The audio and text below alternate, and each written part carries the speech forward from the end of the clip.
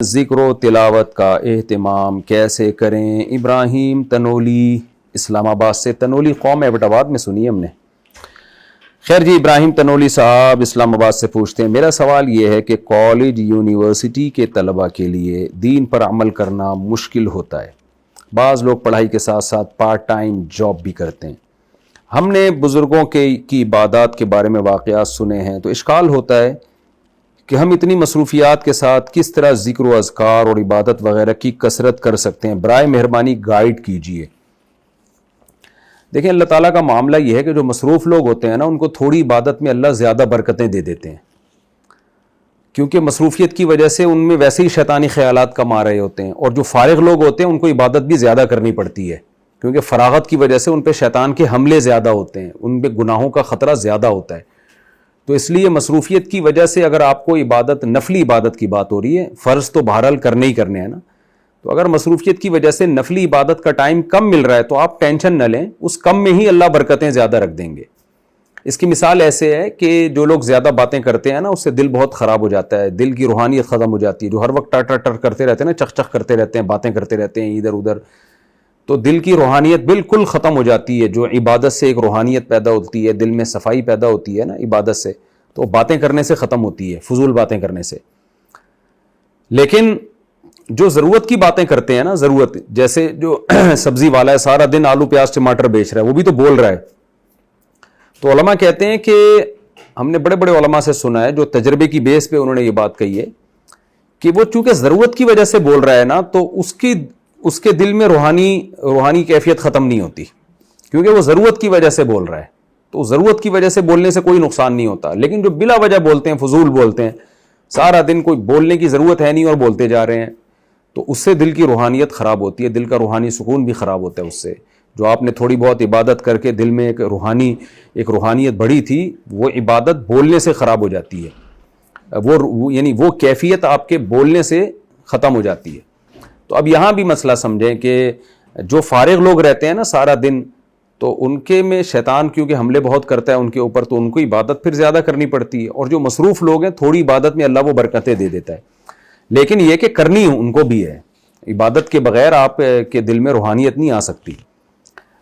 تو اب آپ اتنی مصروفیت میں کیسے نوافل اور تلاوت کی پابندی کریں؟ تو دیکھیں، ٹائم کو مینیج کرنا سیکھیں۔ بہت سے کام ایسے ہوتے ہیں جو ہم مصروفیت میں بھی کر سکتے ہیں۔ مثال کے طور پر جب آپ یونیورسٹی یا کالج جا رہے ہیں، تو جانے کا جو ٹائم ہے، آپ بس میں بیٹھے ہوئے ہیں، وہ ٹائم آپ کیا کر لیں، اس میں مطالعہ بھی نہیں ہو سکتا، کیونکہ چلتی ہوئی بس میں اسٹڈی کرنا بڑا مشکل کام ہوتا ہے۔ تو اس ٹائم میں آپ تسبیحات پوری کر لیں، 100 دفعہ صبح اور 100 دفعہ شام، واپسی پہ بھی آپ کر لیں۔ لا الہ الا اللہ وحدہ لا شریک لہ لہ الملک ولہ الحمد وہو علی کل شیء قدیر، یہ ذکر 100 دفعہ صبح پڑھ لیں، 100 دفعہ شام کو پڑھ لیں آپ۔ اور لمبی ٹریولنگ ہے تو اس میں آپ قرآن کی تلاوت بھی کر لیں، ایک معمول بنا لیں، بھائی آدھا پارہ یا 1 پاؤ پارہ میں نے روزانہ پڑھنا ہے۔ واکنگ کا جو ٹائم ہے، صحت کے لیے بھی تو ٹائم نکالنا ہے نا، آپ نے رات کو آپ نے واک کرنی ہے، یہ تو نہیں کہ سارا دن پڑھتے ہی رہتے ہیں اور جاب میں کچھ چلتے پھرتے ہی نہیں ہیں، تو اس سے تو ویسے ہی مر جائیں گے آپ۔ ایسا کام تو کرنا جائز ہی نہیں ہے جس سے آپ کی صحت کے لیے آپ کو ٹائم ہی نہ ملے۔ تو شام کا جو ذکر ہے وہ آپ نے کب کر لینا ہے کہ بھئی جب آپ واکنگ کرتے ہیں، کھانے کے بعد تھوڑا چہل قدمی کے لیے نکلتے ہیں، تو تسبیحات میں لے کے نکل لیں، واکنگ بھی ہوتی رہے گی اور تسبیحات بھی ہوتی رہیں گی۔ تو اس طرح بہت بہترین انداز میں نا ٹائم کو مینیج کیا جا سکتا ہے۔ جو حافظ لوگ ہوتے ہیں وہ زبانی تلاوت کر سکتے ہیں اس دوران۔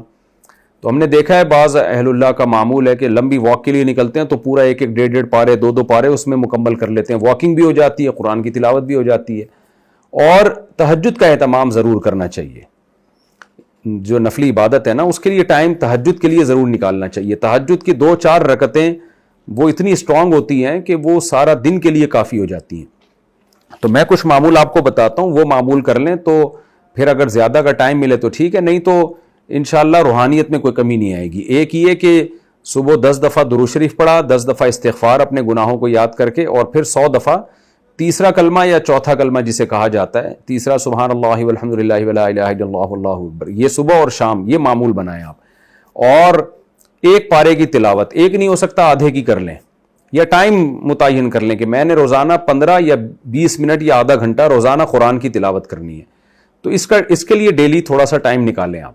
کوئی بھی جتنے بھی طلبہ ہیں یا جو لوگ بھی مصروف لوگ ہیں، بھائی 15 منٹ تو قرآن کی تلاوت کریں نا، آدھا گھنٹہ ہو یا 15 منٹ، اتنا تو حق ہے قرآن کا. اور دعاؤں کے لیے 24 گھنٹے میں کوئی ایک ٹائم نکال کے لمبی دعا مانگ لیا کریں. 24 گھنٹے میں ایک دفعہ مانگیں لیکن تسلی سے مانگ لیں، وہ بھی کافی ہے مصروف لوگوں کے لیے.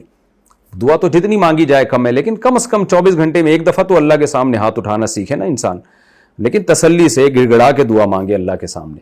اور ایک کام کیا کریں، مناجات مقبولہ دعاؤں کی ایک کتاب ہے، مولانا شرف علی تھانوی رحمۃ اللہ علیہ نے جو احادیث ہیں نا اور قرآن کی دعائیں ان کو جمع کر لیا ہے اور ایک ہفتے پہ ڈیوائیڈ کر لیا ہے.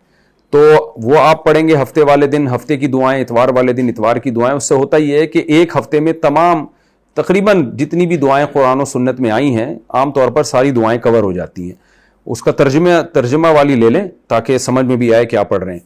تو وہ مناجات مقبولہ جو ہے وہ خرید لیں، چھوٹی سی کتاب ہے، نیٹ سے بھی ڈاؤن لوڈ کر سکتے ہیں.